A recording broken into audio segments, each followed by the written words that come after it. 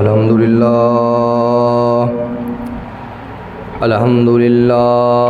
رب العالمین والعاقبۃ للمتقین والصلاة والسلام علی سید الانبیاء والمرسلین قال اللہ تبارک و تعالی فی القرآن المجید والفرقان الحمید اما بعد فاعوذ باللہ من الشیطان الرجیم بسم اللہ الرحمن الرحیم یا ایہا الذین آمنوا لا ترفعوا اصواتکم فوق صوت النبی آمنت باللہ صدق اللہ العظیم وصدق رسولہ النبی الکریم الامین ونحن على ذلك لمن الشاهدين والشاكرين والحمد لله رب العالمين إن الله وملائكته يصلون على النبي یا ایہا الذین آمنوا صلوا علیہ وسلموا تسلیما بآواز بلند الصلاۃ والسلام علیک یا سیدی یا رسول اللہ الصلاۃ والسلام علیک یا سیدی یا حبیب اللہ الصلاۃ والسلام علیک یا سیدی یا نبی اللہ وعلی آلک واصحابک یا سیدی یا رحمتا للعالمین صدیق عکس حسن جمال محمد است فاروق ذل جاہ و جلال محمد است عثمان ضیاء شمع کمال محمد است حیدر بہار باغ خصال محمد است اسلام ماں اطاعت خلفائے راشدین ایمان ماں محبت آل محمد است اللہ رب العزت کی حمد و ثنا حضور سرکار دو عالم صلی اللہ علیہ وآلہ وسلم کی بارگاہ ناز کے اندر ہدیہ درود و سلام کا نذرانہ پیش کرنے کے بعد دعا ہے کہ اللہ رب العزت میری اور آپ سب کی حاضری کو اپنی بارگاہ کے اندر شرف قبولیت عطا فرمائے۔ حاضرین محترم، اللہ رب العزت نے قرآن مقدس کے اندر ارشاد فرمایا یا ایہا الذین آمنوا، اے ایمان والو، لا ترفعوا اصواتکم فوق صوت النبی، اپنی آوازوں کو نبی کی آواز سے بلند نہ کرو، اپنی آوازوں کو نبی کی آواز سے پست رکھو، بلند نہ کرو۔ ولا تجہروا لہ بالقول کجہر بعضکم لبعض ان تحبط اعمالکم وانتم لا تشعرون۔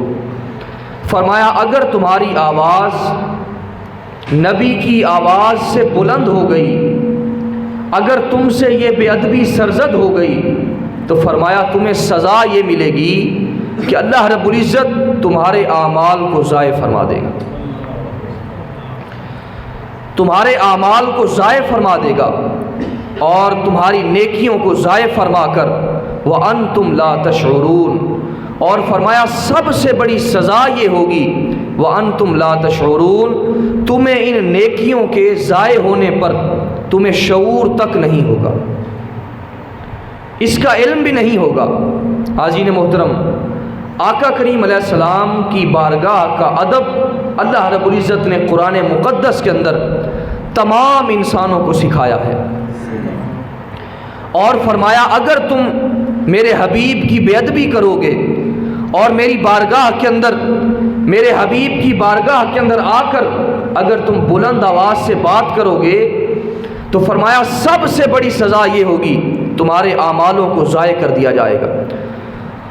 اور جب انسان کو غلطی کا علم ہو جاتا ہے، جب انسان کو غلطی کا علم ہو جاتا ہے تو اس وقت انسان اس غلطی کا ازالہ کرنا چاہتا ہے، اس غلطی کو دور کرنا چاہتا ہے، مگر بے ادبی، آقا کریم علیہ السلام کی بارگاہ کی بے ادبی ایک ایسا گناہ ہے، اللہ رب العزت اس گناہ کا شعور تک نہیں ہونے دیتا، شعور تک اس بندے سے چھین لیتا ہے تاکہ وہ اپنے گناہوں کا ازالہ نہ کر پائے۔ حاضرین محترم، آقا کریم علیہ السلام کی بارگاہ کا ادب اللہ رب العزت نے مسلمانوں کو اور تمام مومنین کو سکھایا ہے۔ حاضرین محترم، یہ آقا کریم علیہ السلام کو اللہ رب العزت نے شان عطا فرمائی، یہ مقام اور مرتبہ عطا فرمائی۔ حضرت امام مالک رحمۃ اللہ علیہ آپ مدینہ شریف کے اندر درس حدیث دیا کرتے تھے اور آپ وہاں پر جلوہ گر ہوتے تھے۔ اس دور کے جو حکمران تھے، جو امیر تھے، وہ بھی صاحب علم ہوا کرتے تھے، جو مسند پر فائز ہوتے تھے، جو خلافت کی مسند پر ہوا کرتے تھے، وہ لوگ بھی صاحب علم ہوا کرتے تھے۔ ان کے اندر علم سیکھنے کا جذبہ تھا، ذوق اور شوق تھا۔ حاضرین محترم، خلیفہ منصور امام مالک رحمۃ اللہ علیہ کی بارگاہ کے اندر حاضر ہوتا ہے اور آپ مسجد نبوی شریف کے اندر بیٹھے ہوئے ہیں، آ کر کوئی مسئلہ پوچھتا ہے، اس مسئلے پر امام مالک رحمۃ اللہ علیہ آپ اسے جواب عطا فرماتے ہیں، مگر وہ اس بات پر بحث کرنا شروع کر دیتا ہے۔ بحث کرنے کی وجہ سے اس کی آواز تھوڑی سی بلند ہو جاتی ہے۔ مسجد نبوی شریف ہے اور آقا کریم علیہ السلام کا ظاہری زمانہ نہیں ہے، حضور مزار کے اندر جلوہ گر ہے، مگر مسجد نبوی شریف کے اندر جب اس کی آواز تھوڑی سی بلند ہوتی ہے، امام مالک رحمۃ اللہ علیہ جھڑکتے ہوئے لہجے کے اندر کہتے ہیں، خلیفہ اپنی آواز کو یہاں پر پست کر لے، اللہ کا فرمان ہے لا ترفعوا اصواتکم فوق صوت النبی۔ کہا کہ اللہ کا فرمان یہ ہے کہ اپنی آوازوں کو نبی کی آواز سے بلند نہ کرو۔ کہا کہ مسجد نبوی شریف کے اندر بیٹھ کر اپنی آواز کو دھیما کر لو، آہستہ کر لو، یہاں پر تمہیں آواز بلند کرنے کی بھی اجازت نہیں ہے۔ تو حاضرین محترم، اس بات سے پتہ چلا کہ جس طرح آقا کریم علیہ السلام کا ادب، حضور کی محبت حضور کی ظاہری زندگی کے اندر ہوا کرتی تھی، اسی طرح آقا کریم علیہ السلام کے ظاہری پردہ فرما جانے کے بعد آج بھی اسی طرح یہ قرآن مجید کا حکم قیامت تک کے لیے موجود ہے۔ فرمایا لوگوں، اپنی آوازوں کو نبی کی آواز سے بلند نہ کرو۔ کہا جب حضور کی بارگاہ کے اندر چلے جاؤ تو بے ادبی کا شائبہ تک بھی نہیں ہونا چاہیے، اپنی آوازوں کو دھیما کر لو۔ اے پائے نظر ہوش میں آ، کوئے نبی ہے، اے پائے نظر ہوش میں آ، کوئے نبی ہے، یہاں آنکھوں سے بھی چلنا بے ادبی ہے۔ حرم کی زمین اور قدم رکھ کے چلنا، حرم کی زمین اور قدم رکھ کے چلنا، ارے سر کا موقع ہے او جانے والے، ارے سر کا موقع ہے او جانے والے۔ تو آقا کریم علیہ السلام کا در وہ در ہے جہاں پر اللہ رب العزت کسی بھی آدمی کی بے ادبی کو برداشت نہیں فرماتا۔ کوئی گستاخی کرے، آواز کو بلند کرے، اللہ رب العزت اس چیز کو ناپسند فرماتا ہے۔ فرمایا یا ایھا الذین آمنوا لا تقولوا راعنا۔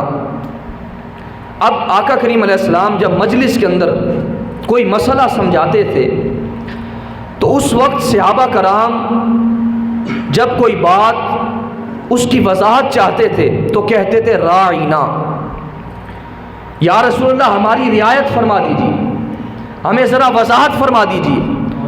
مگر جو منافقین بیٹھے ہوا کرتے تھے، یہودی اگر وہاں پر بیٹھے ہوتے تھے، وہ کہتے تھے راعینا، اب مسلمان صحابہ کرام تو راعینا بول کر یہ مراد لیتے تھے یا رسول اللہ ذرا وضاحت فرما دیں، ذرا ہماری رعایت فرما دیں، مگر منافقین جب یہ لفظ بولتے تھے تو اس سے مراد کیا لیتے تھے؟ اے ہمارے چرواہے۔ ایک راعینا کا معنی چرواہا ہے، تو وہ بدبخت یہ مراد لے کر بولتے تھے اے ہمارے چرواہے۔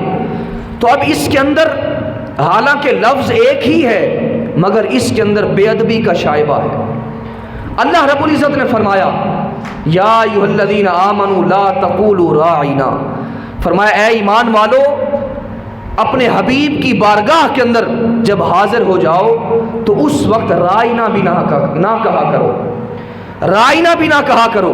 حاضرین محترم، چونکہ اس لفظ کے اندر بے ادبی کا شائبہ تھا، اللہ کو یہ لفظ بھی ناگوار گزرا اور فرمایا جب کسی بات پوچھنا چاہتے ہو اور کسی مسئلے کی وضاحت چاہتے ہو تو کہا کرو انظرنا یا رسول اللہ، یا رسول اللہ ہم پر نظر کرم فرما دیں، ذرا ہم پر توجہ فرما دیں۔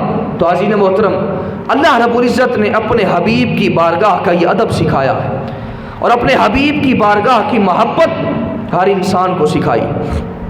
عزیزِ محترم، جس طرح آقا کریم علیہ السلام کے دور مبارک کے اندر لوگ حضور کی بارگاہ کے اندر حاضر ہوتے تھے اور اپنی مرادیں لے کر، اپنی آرزوئیں لے کر حضور کی بارگاہ کے اندر حاضر ہوتے تھے، اسی طرح آقا کریم علیہ السلام کے ظاہری وصال کے بعد بھی لوگ آقا کریم علیہ السلام کے دربار پر حاضر ہوا کرتے ہیں۔ عزیزِ محترم، خلیفہ وقت آقا کریم علیہ السلام کے مزار پر حاضری دینے کے لیے حاضر ہوتا ہے۔ ایک شخص ہے، اس نے اپنے سر مبارک کو آقا کریم علیہ السلام کے مزار مبارک پر مس کیا ہوا ہے، حضور کا مزار چوم رہا ہے۔ اب وہ خلیفہ جب وہاں پر پہنچتا ہے اس کو یہ بات ناگوار گزرتی ہے، اس نے اس شخص کی گردن سے پکڑا اور جب گردن سے پکڑا تو وہ شخص جب اٹھا تو وہ شخص کوئی اور شخص نہیں تھا بلکہ صحابی رسول حضرت ابو ایوب انصاری رضی اللہ تعالیٰ عنہ۔ ابو ایوب انصاری تھے۔ خلیفہ نے کہا ابو ایوب یہ کیا کر رہے ہو؟ مزار پر ماتھا ٹیک کر کھڑے ہوئے ہو۔ حضرت ابو ایوب انصاری کہتے ہیں خدا کی عزت کی قسم میں کسی بت یا پتھر کے پاس نہیں آیا، میں اللہ کے نبی کی بارگاہ کے اندر آیا۔ سبحان اللہ۔ یہ صحابی کا عقیدہ ہے، حضور کی بارگاہ کے اندر حاضر ہے، کہتا ہے میں کسی پتھر کے پاس، کسی بت کے پاس نہیں آیا، میں اللہ کے نبی کی بارگاہ کے اندر حاضر ہوا۔ تو عزیزِ محترم، جو لوگ حضور کی بارگاہ کے اندر حاضر ہوتے ہیں آقا کریم علیہ السلام ان کے حال اور احوال سے بھی واقف ہوا کرتے ہیں، ان کی مرادوں سے بھی واقف ہوا کرتے ہیں۔ عزیزِ محترم، روایات کے اندر آتا ہے ایک شخص حضور کی بارگاہ کے اندر حاضر ہوا اور روزے کے سامنے کھڑے ہو کر ہاتھ باندھ کر عرض کرتا ہے انا ضعیفک، یا رسول اللہ میں بھوکا ہوں، میری ضیافت فرمائیں، مجھے کھانا عطا فرمائیں۔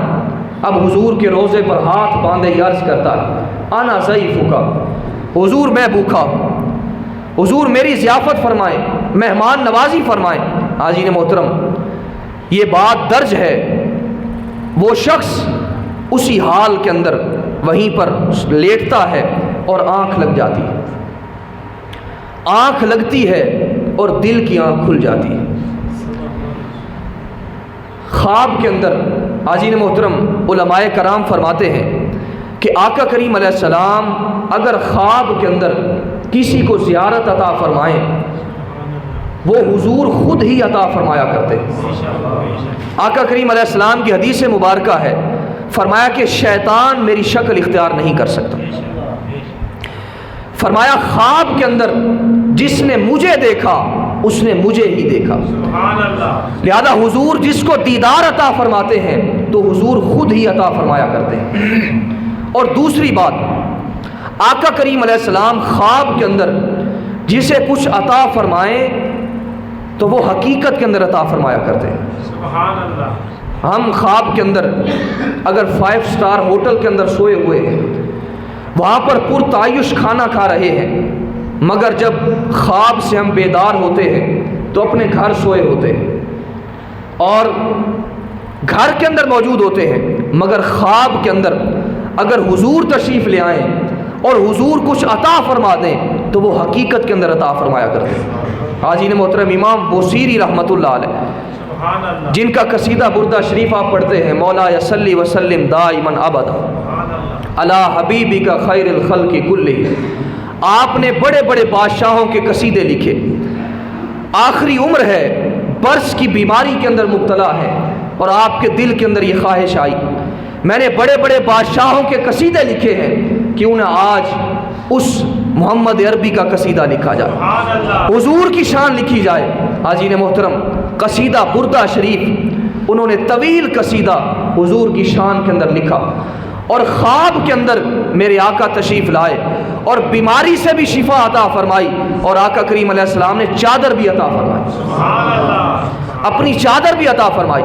اور جب امام بوصیری رحمۃ اللہ علیہ آپ جب بیدار ہوتے ہیں تو آقا کریم علیہ السلام کی چادر مبارک آپ کے پاس موجود ہوتی ہے، تو حضور جو عطا فرماتے ہیں وہ حقیقت کے اندر عطا فرمایا کرتے ہیں۔ حاضرین محترم، وہ شخص حضور کی بارگاہ کے اندر حاضر ہے، عرض کرتا ہے آنا ضیفک، حضور میں آپ کا مہمان ہوں، بھوکا ہوں، آپ کی بارگاہ کے اندر حاضر ہوا، مہربانی فرمائیں، بھوک لگی ہوئی ہے۔ آقا کریم علیہ السلام خواب کے اندر اس شخص کی بارگاہ کے اندر وہ شخص موجود ہے، آقا کریم علیہ السلام جلوہ گر ہو جاتے ہیں، اور دل کی آنکھ جب کھلتی ہے، سفنے وچ مینوں ملیا ماہی تے میں گل وچ پا لیاں باواں، ڈر دی ماری اکھ نہ کھولا کدے پھیر وچھڑ نہ جا۔ یا رسول اللہ میں بھوکا ہوں، حضور کھانا عطا فرما دیں۔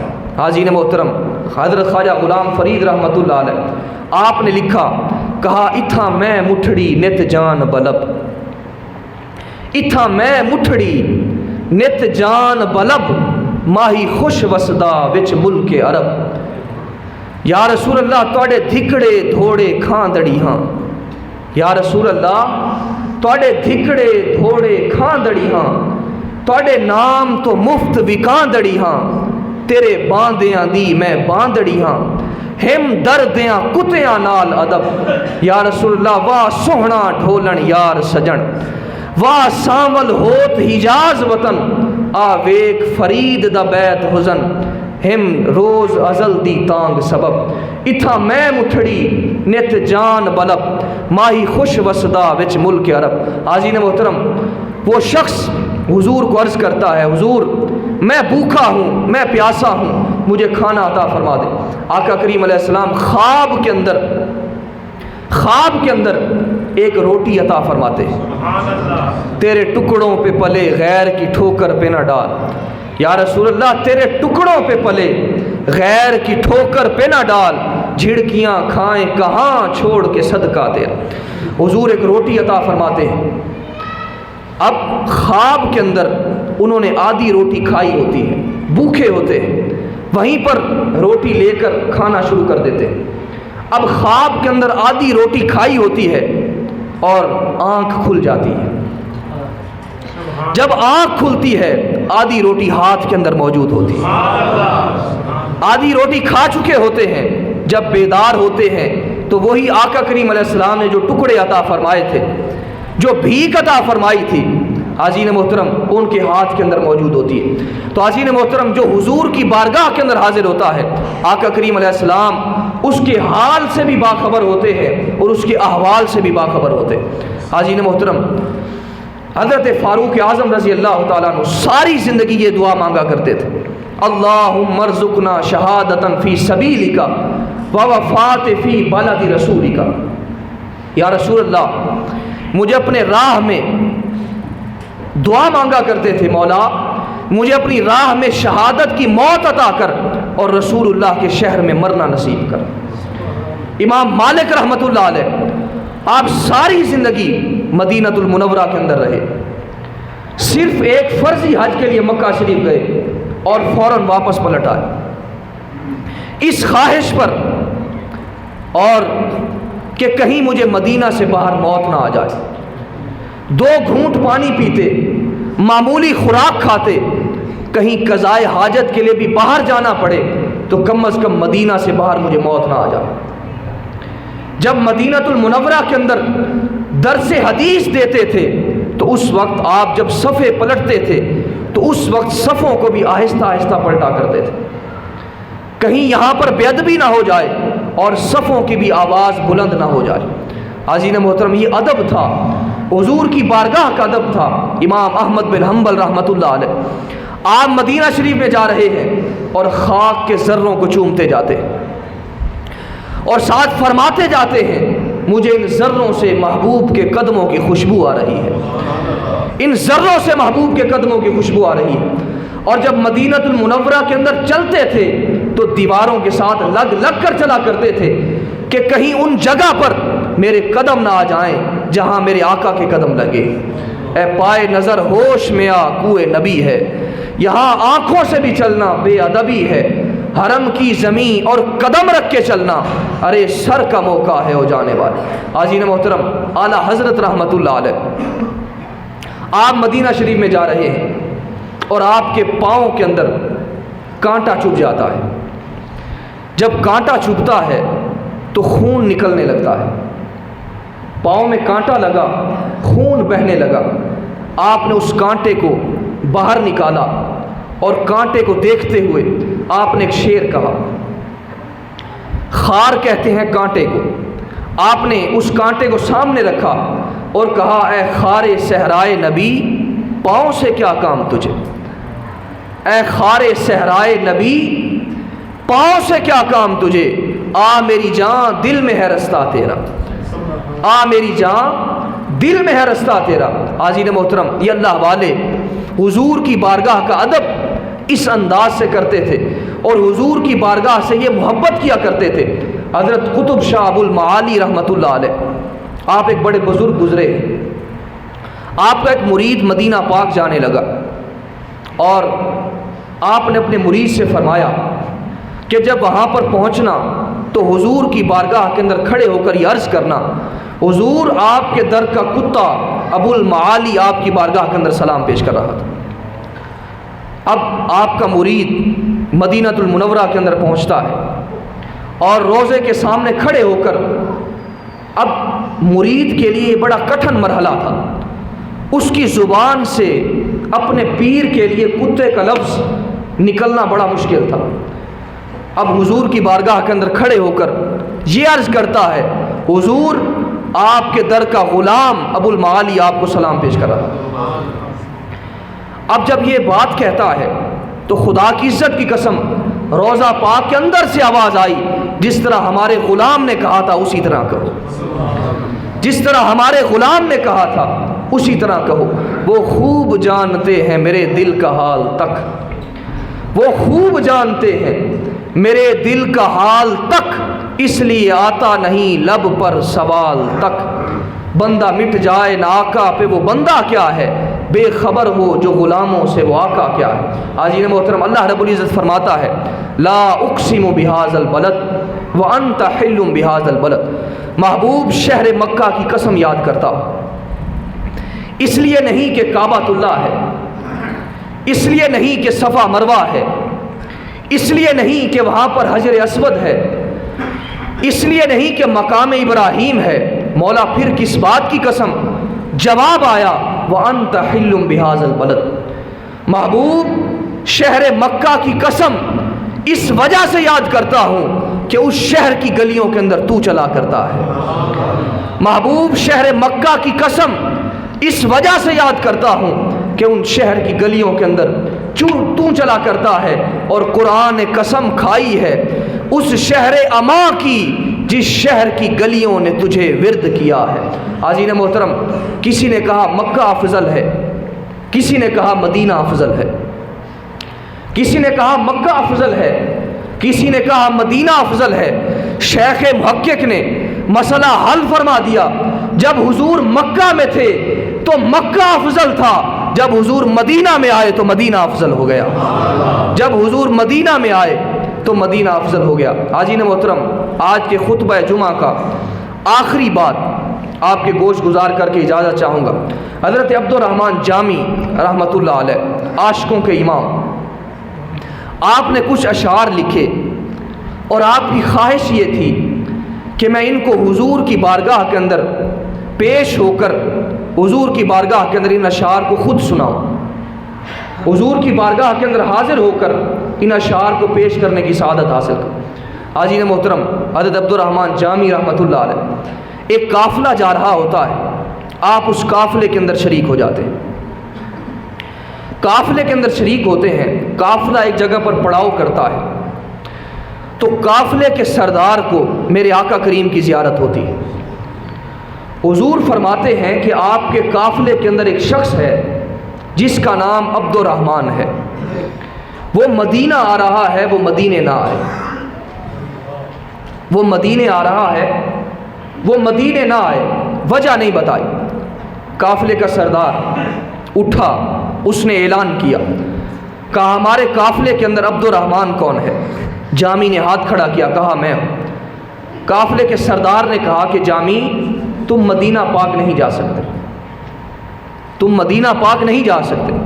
حضرت عبدالرحمن جامی رحمۃ اللہ علیہ آپ وہیں پر کھڑے ہو جاتے ہیں، قافلہ آگے چلا جاتا ہے، ساتھ ایک بکریوں کا ریوڑ جا رہا ہوتا ہے۔ اب عاشقوں کے انداز نرالے ہوتے ہیں، ساتھ ایک بکریوں کا ریوڑ جا رہا ہوتا ہے، آپ بکریوں کے ریوڑ کے اندر بکریوں کی طرح رینگتے ہوئے رواں دواں ہو جاتے ہیں، جس طرح بکریاں رینگ کر جا رہی ہوتی ہیں۔ حضرت عبدالرحمن جامی رحمۃ اللہ علیہ آپ بھی اس بکریوں کے ریوڑ کے اندر بکریوں کی طرح رینگتے ہوئے رواں دواں ہو جاتے۔ اب میرا عشق بھی نہیں، میرا رنگ بھی نہیں، میرا عشق بھی رومی ورگا نہیں، میری جامی ورگی ٹور بھی نہیں، میں قسم خدا دی کھانا ہاں، میرے سوہنے جیا کوئی اور بھی نہیں۔ حاجین محترم، حضرت عبدالرحمن جامی رحمۃ اللہ علیہ آپ بکریوں کے ریوڑ کے اندر بکریوں کی طرح رینگتے ہوئے رواں دواں ہیں۔ قافلے کے سردار کو پھر میرے آقا کریم کی زیارت ہوئی۔ حضور نے فرمایا کہ میں نے کہا تھا کہ جامی مدینے آ رہا ہے، وہ مدینے نہ آئے۔ قافلے کا سردار اٹھا، اس نے تلاش کیا، جامی بکریوں کے ریوڑ سے ملا، جامی کو سختی سے منع کر دیا گیا، کہا جامی تو مدینے نہیں جا سکتا۔ اب حضرت عبدالرحمن جامی رحمۃ اللہ علیہ آپ کو جب یقین ہو جاتا ہے کہ اب مجھے منع کیا جا چکا ہے، اب میں مدینہ پاک نہیں جا سکتا، اب حضرت عبدالرحمن جامی رحمۃ اللہ علیہ آپ صحرا کی ہوا کے اندر کھڑے ہو جاتے ہیں، اور صبح کی ٹھنڈی ہوا کا جھونکا آتا ہے۔ حضرت عبدالرحمن جامی آپ اس ہوا کو مخاطب کر کے کہتے ہیں، نسیمہ جانب بطحا گزر کن، نسیمہ جانب بطحا گزر کن، ز احوالم محمد را خبر کن۔ ہوا کو مخاطب کرتے ہوئے کہہ رہے ہیں، اے ہوا، باد نسیم صبح کی ٹھنڈی ہوا کو کہتے ہیں، نسیمہ جانب بطحا گزر کن، کہا اے باد نسیم، اے صبح کی ٹھنڈی ہوا، چلو جامی تو مدینے نہیں جا سکتا، تو جا سکتی ہے نا، میرا سلام طیبہ کی گلیوں میں عرض کرنا، کہنا کہ جامی تڑپ رہا ہے، کہنا کہ جامی مر رہا ہے۔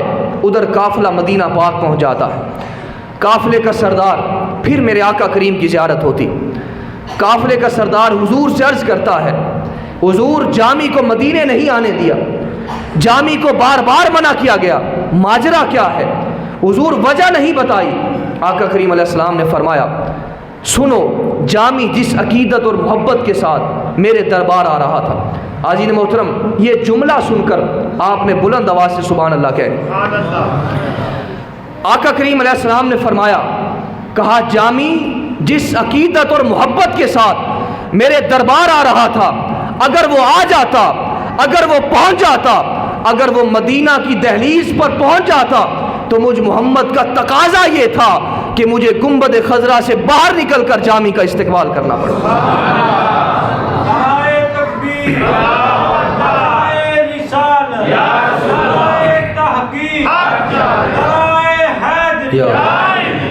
کہا مجھے گنبد خضرا سے باہر نکل کر جامی کا استقبال کرنا پڑتا، سارا راز فاش ہو جاتا۔